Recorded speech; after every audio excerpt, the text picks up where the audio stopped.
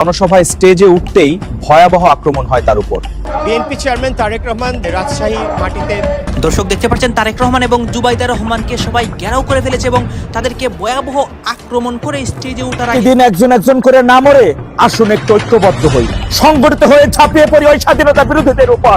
তাদেরকে আমরা মেরে ফেলি, ওদেরকে মরে গেলে, ওদেরকে মাইরা ফেললে এই দেশ মুক্ত হবে।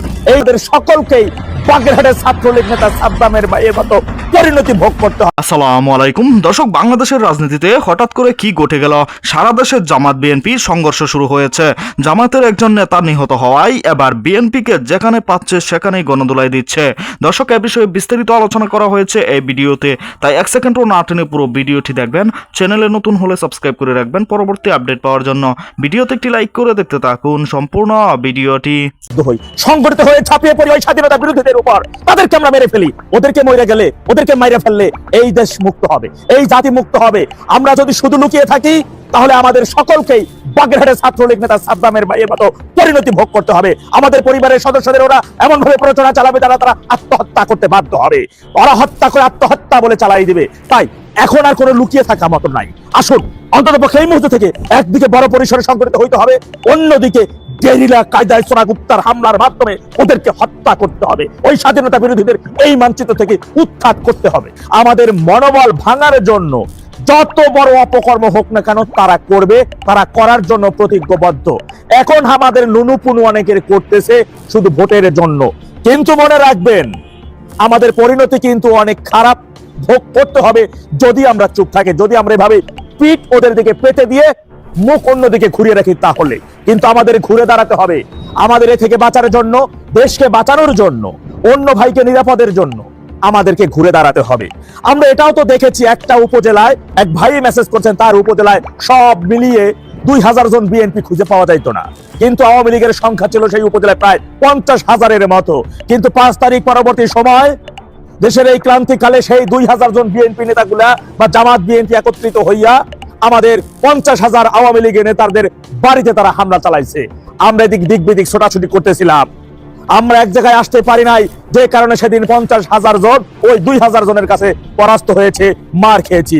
এখন পর্যন্ত আমাদের সেইভাবেই অব্যাহত রয়েছে আমাদের উপর সেই নির্যাতন, নিপীড়ন। একদিকে প্রশাসনের নিপীড়ন, অন্যদিকে এলাকার মব সন্ত্রাসীদের নিপীড়ন। আমাদের এই বিপদ থেকে বাঁচতে হলে, পরিবারের সদস্যদের বাঁচাতে হলে অবশ্যই আমাদের ঘুরে দাঁড়াতে হবে। আপনারা দেখেছেন আগামী জানুয়ারির 1 তারিখ থেকে সারা দেশে সমস্ত টেক্সটাইল কারখানাগুলো বন্ধ হয়ে যাচ্ছে, পাট সংশ্লিষ্ট সমস্ত কারখানা বন্ধ হয়ে যাচ্ছে। এরই মধ্যে বাংলাদেশে প্রায় 12 লক্ষ বেকার হয়ে গেছে। আগামী 6 মাস নাগাদ আরো নাকি 12 লক্ষ বেকার হওয়ার সম্ভাবনা রয়েছে এবং সেটি সংশ্লিষ্ট দপ্তরগুলোর মহাপরিচালক, বিজনেস ব্যবসায়ীগণেরা সেই বিষয়টি সতর্কতা দিয়েছেন। দেশবাসী এখন বুঝতে পারছেন শেখ হাসিনা কি বাংলাদেশ থেকে গ্যাস, বিদ্যুৎ এবং অর্থ সবকিছু নিয়ে গেছে। এই কারণে এখন অভাব অনাটন। শেখ হাসিনা সরকার 17 বছরে এই অভূতপূর্ব উন্নয়নের মাধ্যমে 2 লক্ষ কোটি টাকা বৈদেশিক ঋণ করেছিল। আর ডেভিল ইউনূস এসে সেই 2 লক্ষ কোটি টাকাকে 23 লক্ষ কোটি টাকায় ঋণে জর্জরিত করেছে পুরো দেশটাকে, পুরো দেশের সাধারণ মানুষকে।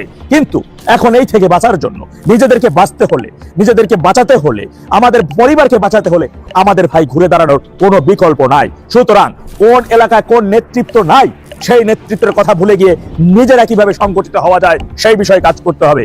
আমি তো মনে করি যে 12 লক্ষ শ্রমিকগণেরা তাদের চাকরি হারাইছেন, সেই 12 লক্ষ শ্রমিকের রাস্তায় নেমে আসা উচিত ছিল। সেই 12 লক্ষ শ্রমিকরা কোথায়, কেন এখন পর্যন্ত রাস্তায় নেমে আসছে না, সেই বিষয়গুলো দেখা আমাদের উচিত বলে আমরা মনে করছি। আমাদের নেতৃত্বের পরিবর্তন আনতে হবে। যে এলাকায় নেতৃত্ব নাই, আপনারা যারা আছেন তারা কিভাবে সুসংগঠিত হওয়া যায়, একে অপরের সাথে কিভাবে যোগাযোগ বৃদ্ধি করা যায় সেই জায়গাটার চেষ্টা করুন। ধরে নিন ওই নেতা মারা গেছে, বাইরে অন্য কোনো ব্যত্যয় ঘটারও কোনো সুযোগ নাই, ইনশাল্লাহ আমি বলতে পারি ভাইরা আমার। তাই আমি শুধু আপনাদেরকে বলবো, আমাদের বাঁচতে হলে, আমাদের পরিবারকে বাঁচাতে হলে, দেশকে বাঁচাতে হলে, দেশের মানুষকে বাঁচাতে হলে অবশ্যই এই মোটো থেকে আমাদেরকে ঘুরে দাঁড়াতে হবে, আমাদেরকে সুসংগঠিত হতে হবে। একটা হাদিস দিয়ে কথা শুরুটা করতে চাই। 2 জন ব্যক্তি যখন একে অপরকে হত্যার উদ্দেশ্যে আঘাত করলো, তো যেই মারা গেল আরেকজন যে বাইচা গেল, 2 জনে কিন্তু অপরাধী আল্লাহর দরবারে। কেন? কারণ আপনি আমারে ঘাই দিয়েছেন, আমার উপরে লাগছে অথবা লাগানে বাইচা গেছেন, আমি দিছি, আপনি মরে গেছেন। উদ্দেশ্য কিন্তু ছিল কি? একদম ফাড়াই ফেলবো, বড়াই ফেলবো, মাইরা ফেলবো। তার মানে আপনিও মেন্টালি মানে একজন মানুষকে মাইরা ফেলার উদ্দেশ্যে আঘাত করছেন। দেখেন, নির্বাচনের আর মাত্র অল্প কদিন বাকি, কিন্তু সারা দেশে যে পরিস্থিতি তৈরি হচ্ছে সেখানে ডক্টর ইউনূস সরকারের পক্ষে আইন শৃঙ্খলা পরিস্থিতিকে মেনটেন করা, অথবা যারা অপরাধী তাদের বিরুদ্ধে শক্তিশালী কোনো ব্যবস্থা নেওয়া আসলে সম্ভব না। জামাতের একজন বড় নেতা, আপনার জামাতের যে বড় নেতা গতকালকে শেরপুরে, আমরা দেখলাম শেরপুরের ঝিনাইগাতি উপজেলায় নির্বাচনী ইশতেহার ঘোষণা অনুষ্ঠানকে কেন্দ্র করে জামাত এবং বিএনপির নেতার কর্মীদের মধ্যে যেইভাবে চেয়ার ভাঙ্গা ভাঙ্গি, দৌড়া দৌড়ি, পিটাপিটি হয়েছে, সবাই ভিডিওটা দেখছেন না? আমার কাছে মনে হয়েছে যে মাত্র তো শুরু, অনেক কিছু বাকি গুরু। গতকালকে ঠিক একদিনেই বাংলাদেশের বিভিন্ন জায়গায় হাত পাখার নারীদের সাথে জামাতের নারীদের, না জানি হাত পাখার নারীদেরকে আপনার মারছে হচ্ছে জামাতের নেতারা, আবার জামাতের মহিলা প্রার্থীকে মারছে কারা নাকি কারা। বিএনপির সাথে জামাতের সংঘর্ষ বেশ কিছু জায়গায় হয়েছে, অনেকে আহত হয়েছে, থেকে রাত পর্যন্ত চলছিল এই সহিংসতা। তাহলে প্রশাসন সেখানে আমরা দেখছি গেছে, পুলিশ, সেনাবাহিনী, বিজিবি, তবে এটা একদম শেষ মুহূর্তে মেবি, আমি জানি না, কিন্তু তাদের সামনে আসলে এই ঘটনা ঘটছে। বলা হচ্ছে যে আপনার তথ্য অনুযায়ী বিকেল থেকে রাত পর্যন্ত বেশ কয়েক ঘন্টা এই সহিংসতা চলছে, এমনকি এখানে প্রায় 200 ব্যক্তি আহত হয়েছেন। আহতদের মধ্যে আইন শৃঙ্খলা রক্ষাকারী বাহিনীর সদস্যরা রয়েছেন। কারণ দেখছিলাম পুলিশ দাঁড়ায় আছে, বাট কেউ করে মানতেছে না, পুলিশও ভয়ে আছে। এইসব ঘটনা পুলিশকে মবের মধ্যে ফেলাই দেওয়া হতে পারে, ঘটনা ঘটাই দেওয়া হতে পারে। তো যতদূর দেখা গেল যে মোটর সাইকেলও পোড়াই দেওয়া হয়েছে, 2 সাংবাদিক সহ কয়েকজন গণমাধ্যম কর্মীও আহত হয়েছেন।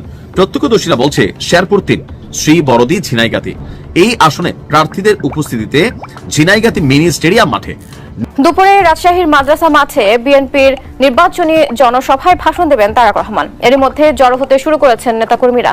পরিস্থিতি জানাতে সরাসরি যুক্ত হচ্ছেন সহকর্মী সাইফুল রিপন। সাইফুল, নেতাকর্মীদের উপস্থিতি কেমন দেখছেন? সার্বিক পরিস্থিতি সম্পর্কে জানাবেন আমাদের।